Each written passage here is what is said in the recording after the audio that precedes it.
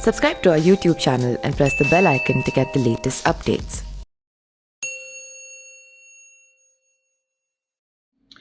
नमस्कार, मैं पिंटू सिंह यादव आप सभी का स्वागत करते हैं न्यूज़ लाइव में। दोस्तों, उत्तर प्रदेश के विधानसभा चुनाव में जब हो रहे थे तो उस समय एक सीट की काफ़ी ज़्यादा गूंज थी, काफ़ी ज़्यादा चर्चा थी और वो सीट थी प्रतापगढ़ की कुंडा विधानसभा क्षेत्र। जी हाँ, बात करें तो कुंडा विधानसभा क्षेत्र से लगातार राजा भैया का दबदबा कायम रहता है। लेकिन सबसे बड़ी बात यह है कि राजा भैया वहाँ पर लाखों के अंतर से चुनाव जीतते नजर आते हैं और उनका दबदबा उस क्षेत्र में कितना ज़्यादा है आप इस वोट के आंकड़ों से ही अंदाज़ा लगा सकते हैं। लेकिन जिस तरीके से इस बार अखिलेश यादव से जब राजा भैया के बारे में पूछा गया था तो उन्होंने कहा था कौन राजा भैया, जिसके बाद से इस विधानसभा सीट की जो रुचि थी लोगों में काफ़ी ज़्यादा बढ़ गई थी। हालांकि कुंडा के जो विधायक राजा भैया हैं उनके खिलाफ समाजवादी पार्टी कोई भी कैंडिडेट नहीं उतारती थी, लेकिन इस बार मैदान में उतार दे दी थी उनके ही करीबी गुलशन यादव को। और जब गुलशन यादव को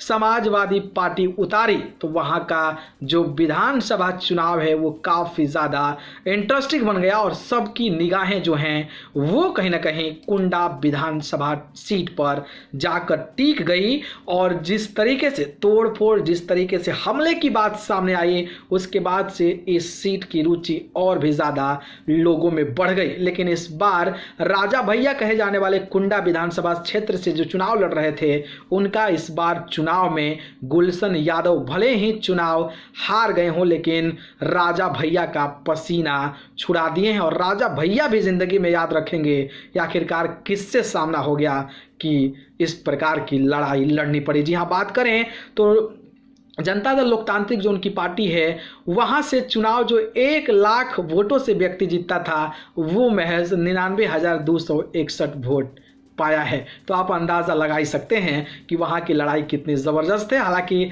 फिर भी चुनाव जीत गए हैं और गुलशन यादव जो समाजवादी पार्टी के टिकट पर चुनाव लड़े थे उनको 68,843 वोट मिले हुए हैं। तो वहीं बात करता हूँ तो तमाम जो पार्टियां खड़ी हुई थी, भारतीय जनता पार्टी की बात करें तो 16,000 वोट मिला है, बीएसपी को वहाँ पर 3,000 वोट मिला है और जो यहाँ पर जीत का आंकड़ा है राजा भैया का वो 30,000 है। तो सोचिए कि 1 लाख से जो व्यक्ति चुनाव जीतता था वो 30,000 पर आकर अटक गया है। और जिस तरीके की हमला भी सामने आया था उसको लेकर तमाम चर्चाएं हुई थी। तो कहीं ना कहीं ज़बरदस्त तरीके की लड़ाई प्रतापगढ़ के कुंडा विधानसभा पर हुई है और राजा भैया को भी ये चुनाव मुझे लगता है कि यादगार बना रहेगा। इस पर आपकी क्या राय है कमेंट बॉक्स में बताइएगा। धन्यवाद।